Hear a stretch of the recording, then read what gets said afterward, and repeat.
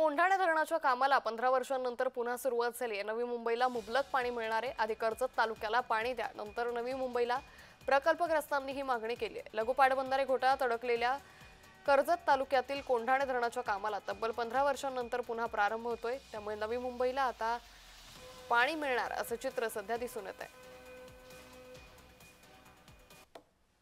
कर्जत तालुक्यामधला सगळी धरणं, मोरबे धरण असेल, पेण मधलं बाळगंगा असेल, हेटवणे असेल, कर्जत मधलं हे धरण असेल किंवा होणारी दुसरी काही धरणं आहेत, ती मुंबई ठाण्याच्या पिण्याच्या पाण्याची समस्या दूर करण्याकरता निश्चितपणे आहे।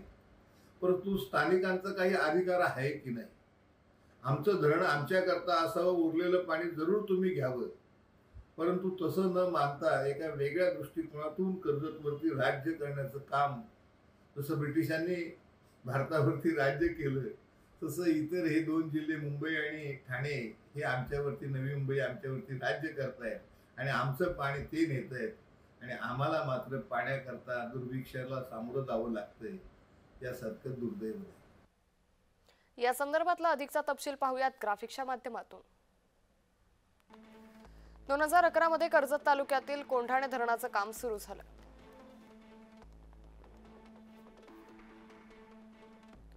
तर कामाबाबत तक्रारी अनेक वर्ष काम स्थगित करण्यात आलं। 2017 मध्ये कोंढाणे धरण सिडकोला हस्तांतरित करण्यात आलं। स्थानिकांना 10% पाणी साठा, उर्वरित पाणी साठा सिडकोला देण्याचा निर्णय घेण्यात आला।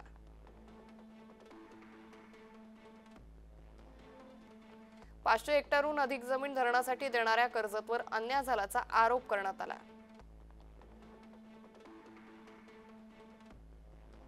धरणासाठी तालुक्यातील 4 गावं प्रकल्प बाधित झाली। आधी कर्जत तालुक्याला पाणी देण्याची प्रकल्पग्रस्तांनी मागणी केली आहे।